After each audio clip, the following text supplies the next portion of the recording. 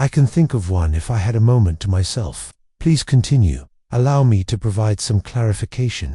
It was purportedly on the beach that we were shooting. There was a soundstage for this. It was in 1958 that Rock Hudson's wife planted a trap in their house in Hollywood. Everything changed when she asked him just one question. An undercover investigator secretly taped his response. It took 65 years for that tape to vanish. When it came to light, Hudson admitted something to the public that may have killed him, the reasons behind his phony marriage, the protection he received from prominent individuals, and the fear he endured until his death in 1985 were all laid bare by his own words. Hollywood would have preferred you not to hear this debate. Rock Hudson's journey didn't start on a Hollywood set or a red carpet. The 17th of November 1925 was the birthdate of Roy Harold Scherer Jr. in Wetka, Illinois. Roy Harold Scherer, Sr. and Catherine Wood were just your average working-class folks who were fighting for survival during those tough times. Subdued and unassuming was Wetka. In contrast to the glamorous Hollywood industry he would eventually dominate. The burden of the Great Depression was heavy on the Scherer family as it swept across America. His father lost his work as an auto mechanic when Roy was still a child. Roy Sr. left his family because he was struggling and couldn't handle it. This occurred prior to Roy's 4th birthday. The boy's heart bore the scars of that early abandonment. It altered his perspective on life and would never leave him. Nothing changed for the better. He was Wallace Fitzgerald was the name of the man who became Mother's second husband. Fitzgerald, a former Marine officer, enforced rigid discipline in the home. Roy despised being given a new name and a new parent, but he was left with no other option. Fitzgerald took him in, transformed, gave Fitzgerald his last name, and assumed he would follow orders. The lad felt helpless. Both his birth name and his feeling of belonging were taken away from him. The household was always on edge because of the man who lived there and insisted on discipline and respect at all times. These formative years were beset with perplexion and annoyance, driving Roy to seek an escape route with all his might. Nothing clicked into place, not even when I was a teenager. Roy aspired to be an actor. The only catch was that he really wanted to perform on stage. The idea of take note of his lines. Because of this weakness, he was cast in role after role throughout high school. Even though he kept trying, he was never cast in a play. His peers and instructors thought he was a clumsy actor. Attempts to break into the Hollywood industry were met with the same resistance. If he couldn't carry a line, casting directors wouldn't have been impressed by his tall 65-inch body and good looks. Although he continued to attempt, despite facing setback after setback, Roy remained determined and did not give up. That choice will propel him to stardom in due time. The world beckoned him to serve before Hollywood ever offered him a shot. Roy served in the United States Navy as an aircraft technician in the Philippines from 1944 until 1946. It wasn't an exciting job. It was crucial, risky, and difficult. Planes, missions, and the struggle in the Pacific were all kept alive by mechanics like Roy. He was the tallest of his fellow sailors at 6 feet, 5 inches. His bravery and hard ethic, though, were what really distinguished him. He learned discipline throughout the war. It instilled in him the idea of perseverance. He was also better equipped for the fights he would have in Hollywood afterwards. Rock Hudson came back to his hometown in 1946 after serving as a mechanic for US Navy aircraft during World War II. His sole intention upon arriving in Los Angeles was to pursue a career in acting. It was far more difficult than he had anticipated to enter into the Hollywood industry. He lacked any kind of network. His education was lacking. He drove trucks for a living. It was a necessary evil. He found no happiness in it. After work, he did things that made him stand out. Standing outside the studio gates, Hudson would spend hours, in the hopes that someone significant would take notice of him. He resumed while clutching his head wound. If anyone could be of assistance, he distributed his photo. Despite being ignored or rejected day after day, he continued to show up. His doggedness was admirable. His anxiety was palpable. Finally, in 1947, his fortunes turned around. Henry Wilson, a strong agent, noticed his photo. Wilson attained notoriety for changing obscurities into luminaries. Even though he thought Hudson needed a complete overhaul, he still thought she had potential. He had his name removed initially. Rock Hudson was made by Wilson. As a symbol of power, Rock represents the Rock of Gibraltar. To symbolize strength and movement, the Hudson River was chosen. The change was more profound than just the new name, which was powerful, straightforward, and memorable. Acting classes, speech therapy, dental work, and posture adjustment were all organized by Wilson. Hudson reluctantly accepted his new name, even though he disliked it. In his mind, it was the key to his Hollywood dream. In 1948, he landed his first film job. This was just a small component of Fighter Squadron. There was just one sentence that Hudson needed to deliver, but it took him 38 tries. Anxiety gripped him. It was knew nothing about. Infuriated, the director exploded. Because Hudson was being stiff in front of the camera, he yelled at him, calling him a giant dumb tree. He could have crumbled in that instant. Rather, it inspired him. More lessons were taken by Hudson. He exerted more effort. That shame would never leave him, he swore. His contract was purchased by Universal Pictures from Warner Brothers later that year. They had faith in his abilities. He was enrolled in master acting programs. Speaking, dancing, fencing, singing, and riding were all skills he picked up. Every requirement of a prominent man met. Over time, he improved. Even his little roles began to grow. Soon, he felt unstoppable. Since Universal recognized his potential, they continued to provide him opportunities.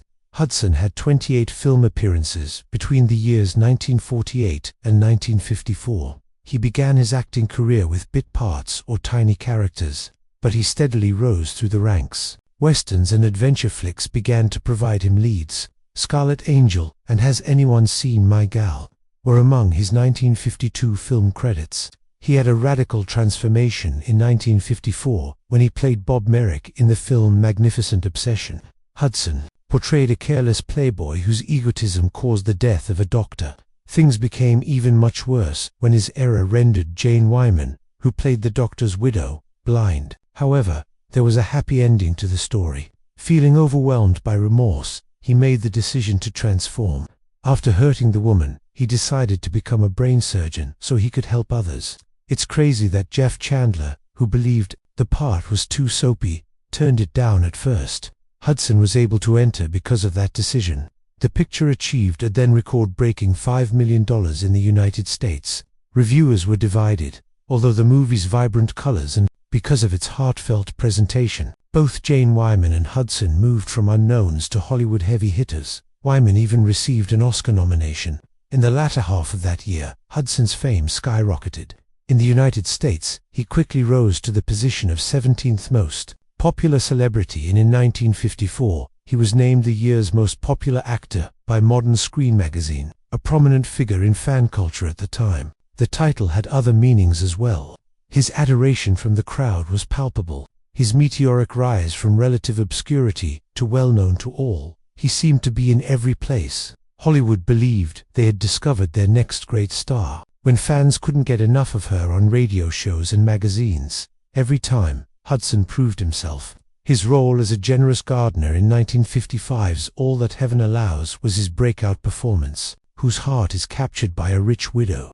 They surprised their small community with their relationship, which made spectators talk. Written on the Wind, a raucous Texas thriller about secrets, family strife, and greed, was the following year that he starred in it. Hudson proved in both films that she was more than just a pretty face. His on-screen performances could evoke profound feelings. He was the quintessential 1950s romantic hero. His performances in these films had a lasting impact on the way Hollywood told romantic comedies. However, his career peaked with 1956's giant. Vic Benedict, a virtuous Texan, was portrayed by Hudson, tycoon of cattle. As Texas transformed, the film tracked Bic's life. Elizabeth Taylor and James Dean in his last act before his untimely death co-starred with Hudson. In all, the movie was $5.4 million to produce and gained more than $454 million when converted to current dollars.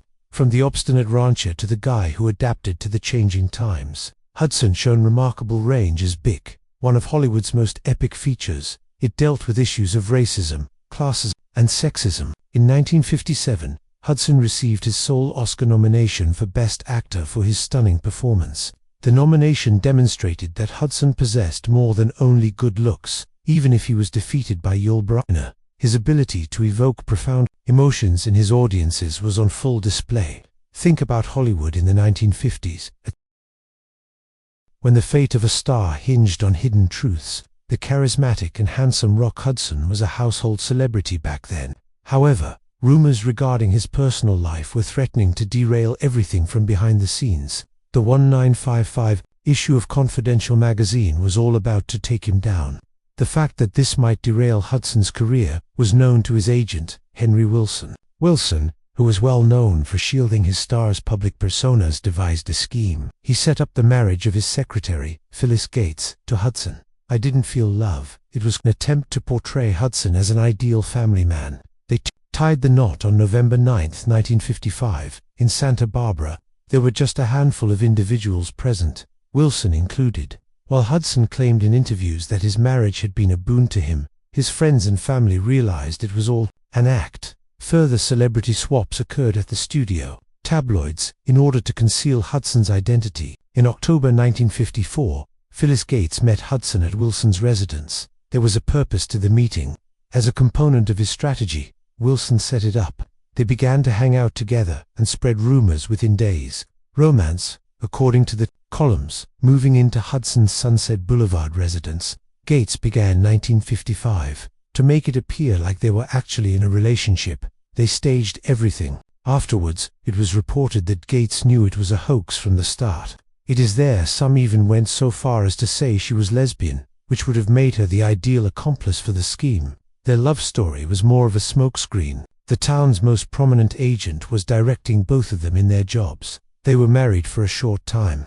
Things started to fall apart after a brief honeymoon in Jamaica. Their sex life, according to Gates, was chilly and hasty. "All women are dirty," was a statement Hudson made to her that wounded tremendously. Unidentified young males calling her late at night claimed to be her fans. Hudson frequently made it home in the wee hours of the morning after a night on the town. As time went on, rumors spread that he had affairs with other men. While filming A Farewell to Arms in Italy, Hudson was spotted with another man, according to a friend who later corroborated the news. In 1957, when the union had run its course, citing mental abuse, Gates requested a divorce in April 1958. Finalization of the divorce occurred in the same year.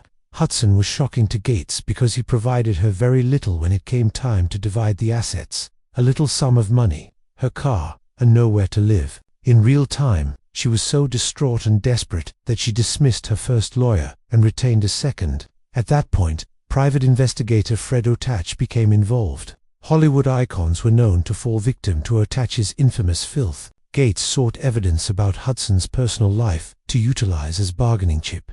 Ultimately, Hudson settled for an improved arrangement. For 10 years, Gates received $250 per week, or roughly $1, in exchange for their residence. $3 million today, plus shares in his production business. Their severe argument demonstrated how little trust they still had for one another. From the safety of his own home, Rock Hudson's life took a tragic turn in January 1958. He was taken aside by his wife, Phyllis Gates, who delivered an unexpected blow. Roaring Shack evaluation, where he encountered countless snakes and butterflies. She asserted his responses, more than he had anticipated. According to her, butterflies symbolize his inclination towards females. According to her, snakes are a sign of a man's attraction. What appeared to be a calm statement from Gates. "I'm not condemning you, but if you recognize your problem, wouldn't you want to do something about it?" It was really a play in a larger game, as the worried wife's plea revealed. With the help of private investigator Fred Otach, Gates was attempting to collect evidence for a divorce. A mental evaluation might be used as a weapon in the 1950s. The public's perception was paramount in the entertainment industry. There was more to come that night. Unfortunately for Hudson, Gates had already laid a trap for him. For more than 65 years, Otach kept the tape of their talk under wraps. On that recording, Gates posed a question to him that no one would have dared to hear from a married couple during that era. "Rock, your great speed with me sexually. Are you that fast with boys?" she asked, with a cruel and cutting tone. Just 32 years old was Hudson, the guy who had been chosen among taken unawares by one of the most sought-after celebrities in the world. The pain wasn't limited to a wife's emotions. Ambushes like that are meticulously planned. The truth wasn't what Gates was seeking. Ammunition was being gathered by her. The subsequent event was far more startling. With all the pressure on him, Hudson managed to provide a subdued but devastating response. He claimed, "Well, it's a physical conjunction. Boys don't fit, so this is why it lasts longer." There was blunt. Their portrayal revealed the unseen anguish of a guy compelled to lead dual lives. Even in private, this was risky to admit. In 1958, his job, his safety, everything may be at stake with just a few careless words. Still, he was there, dropping jargon on a recording that he was unaware even existed. Despite this, Gates persisted. She leveled the accusations against him that had been circulating for years in the gossip circles and tabloids. She went on to say, "It's no secret that you started seeing street boys right after we were married and haven't stopped since, thinking that you could get away with it. I thought being married would protect you," Hudson said, trying to make his case. "Never in my life have I picked up a boy when out and about, in a bar or anywhere else, with the lads other than to transport them, but by then it was too late." By 1958, their 1955 marriage had come to an end. She asserted mental mistreatment as a grounds for Gates' divorce petition. It was a massive settlement. During that time, Gates received $250 per week, in addition to their home in the Hollywood Hills. It would cost more than $1.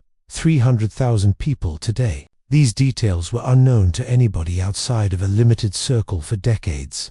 The cassette was securely stored in the files belonging to Fred Otach. The likes of Marilyn Monroe and Judy Garland were among the famous people for whom he had held secrets. Even after his death in 1992, the files were kept secret for some time. After that, his relatives set them free in the aughts and millennials. The facts were revealed in print media, audiobooks, and video documentaries. At long last, word got out about what had transpired that night. In October 1959, theaters began showing Pillow Talk, and it was clearly not your average romantic comedy. Rock Hudson's career was irrevocably altered by this picture. He had his big break when he starred by Doris Day's side. The screen was illuminated by their chemistry. People were captivated. The story's adventurous and humorous tone belied its era. In it, two individuals were compelled to share a single phone line.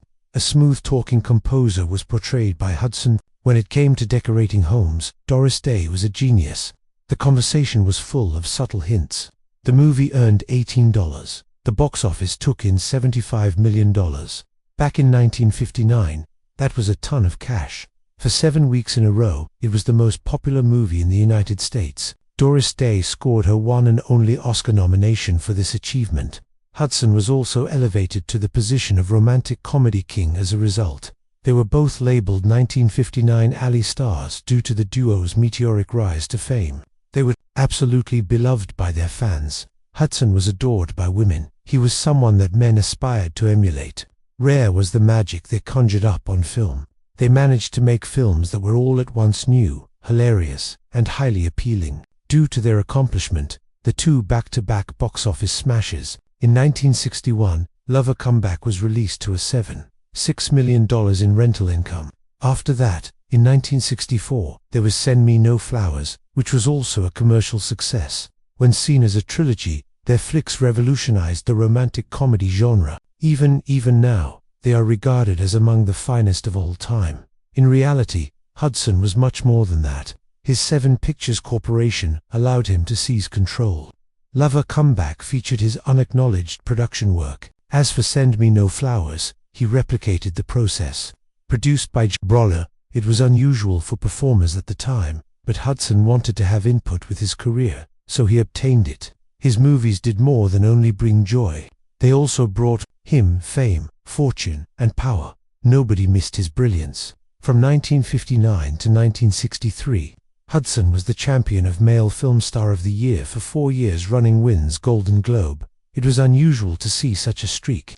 Audiences' adoration for him was palpable. Along with Tony Curtis and Cary Grant, he was one of the world's most beloved actors. As a heartthrob, Hudson wasn't content. His own production enterprises were founded by him. Gibraltar Productions came after Seven Pictures Corporation, that set him free. He picked parts that piqued his curiosity. Profits were divided among him. What transpired was partly his decision. While others fell, he remained at the top thanks to this action.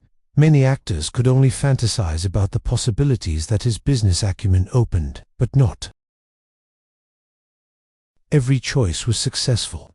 Hudson declined parts in Sayonara, Ben-Hur, and The Bridge on the River Kwai in the 50s.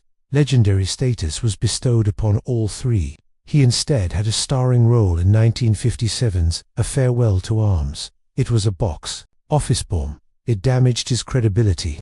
Hudson came to see afterwards that it was a major error.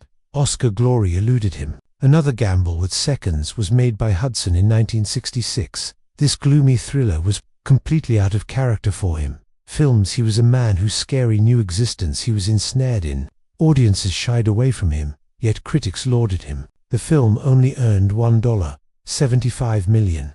People began to refer to it as a masterwork, albeit it was a painful blow when it happened. Attempt number 2 in Hudson's campaign to shed his romantic image. Both 1967's Tobruk and 1968's Ice Station Zebra had him as the lead. Both movies showcased his more aggressive personality. After he became a zebra at Ice Station, favorite, although it failed to recoup its enormous expenditure, it performed well at the box office. Hudson demonstrated that he was capable of handling drama and action as well as romance. In the 1969 film The Undefeated, Hudson co-starred with John Wayne. He found out about the mysteries of law. Wayne maintained his renowned form by donning a corset, tiny shoes, and boot lifts. Hud stood at 6 feet, 5 inches, whereas Wayne was 6 feet, 3 inches tall. Indeed, Hudson towered over the majority of his contemporaries, even James Stewart. While his towering stature made him stand out, it also forced filmmakers to get creative. When pairing him with actors who were shorter than him, in the film industry, Rock Hudson had a long and illustrious career. A lot of people in the industry were astonished by his decision that he made in 1971. He departed Hollywood for the small screen, where he became a household name in the United States.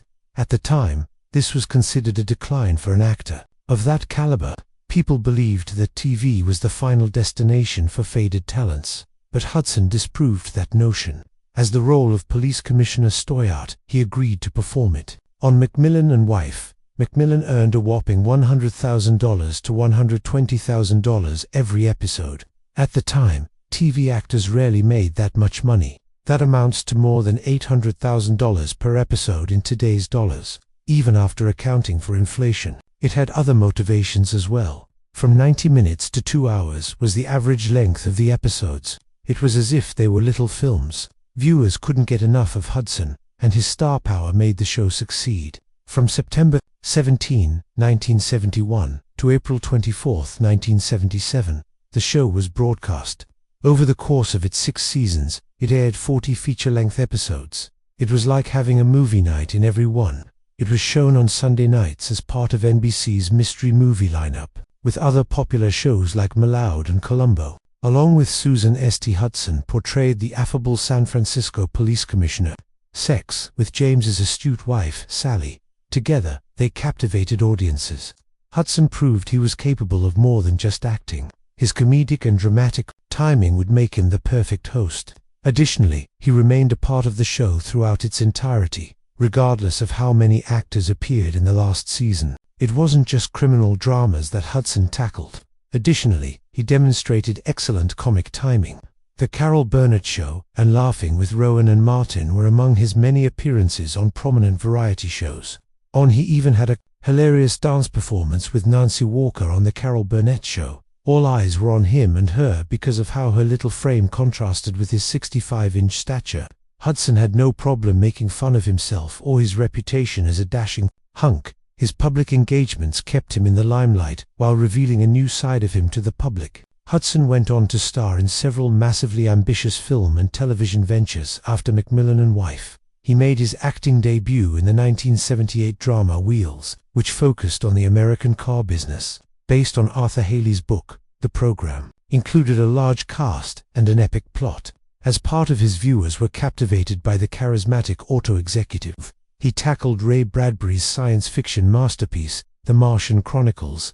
In 1980, he played the role of Colonel John Wilder in the 3-part miniseries which followed Earth's voyages to Mars. Many were impressed by Hudson's ability to complexity to the character, particularly in passages that deal with themes of hope, sorrow, and humanity. Hudson remained relevant by embracing television. Unlike other stars of his time who battled with Hollywood's transformation, television, he proved, could be just as satisfying as cinema. He remained in high demand all through the 1980s, making appearances in guest roles and miniseries. Many other movie stars followed in his footsteps when they made the transition to television. Joining the cast of Dynasty in 1984, Hudson played the role of Daniel Rhee. At $100,000 an episode, his compensation was just mind-blowing. Today, almost $300,000. He portrayed Crystal Carrington, the love interest of Linda Evans. This role was his last. His return to television was much anticipated by his devoted fanbase. However, Hudson was secretly battling a dreadful battle. Hudson found out he had Kaposi's seroma in June 1984 during what appeared to be a routine doctor's appointment. At the time, there was strong evidence linking this rare cancer to AIDS. It was devastating news. Back then, there was no therapy or cure for AIDS. It was a death sentence. Even Hudson's buddies were unaware of his diagnosis.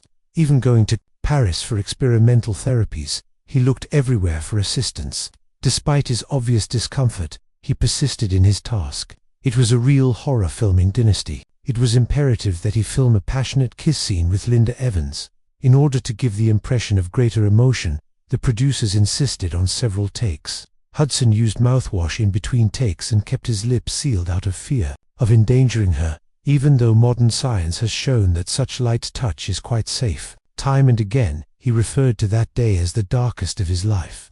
In July 1985, the media went into overdrive after his condition was publicly exposed.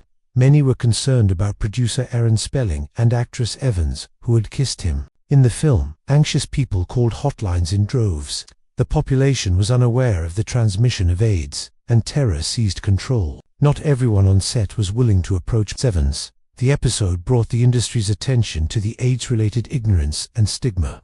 With Standing with Hudson, Evans seized the opportunity to advocate for empathy and tolerance. One of the most talked about tales in the world was Rock Hudson's quest for a cure. He did not try to conceal the fact that he was HIV positive. In a last-ditch effort to get assistance, he set off on a quest. He traveled to Paris by plane in July 1985. He proceeded to consider trying out a new medicine known as HPA-23. It wasn't sold in the US. The Institute Pasteur manufactured it. However, his struggle was still difficult even in Paris, due to their policy of not treating AIDS patients. The local hospital declined to admit him. They threatened to expose his sickness unless he spoke clean about it, finish it for him. Hudson was stuck. The difficulty that AIDS patients had in obtaining treatment was brought to light by his battle. A lot of people saw the bureaucracy, the limited choices, and the anxiety around the illness. His every action was chronicled by the media. Better treatment and more money are urgently needed, as his battle demonstrated. Even the Reagan administration turned down his friends' requests for assistance. Regardless, Hudson's courage moved. Countless people, donations poured in after hearing his story. Once he passed away, rapidly, $221 million was set, allocated by Congress for AIDS research. At his Beverly Hills home on October 2, 1985, Rock Hudson passed away peacefully while sleeping. His age was 59. His announcement of his sickness had been made public only 3 months prior. The news of his passing was shocking my dear friends and family. He became the first prominent American celebrity to succumb to problems caused by AIDS. All throughout the world, word got out. Those who had before dismissed AIDS as an abstract disease now realized that anyone, even a cherished Hollywood star, could be a victim. Many were enlightened by Hudson's demise. It was a step toward dismantling barriers of ignorance and fear. A greater effort was made to fund research into AIDS. The amount donated doubled in a matter of weeks. Congress wasted no time in allocating funds to combat the disease. Some of Hollywood's most famous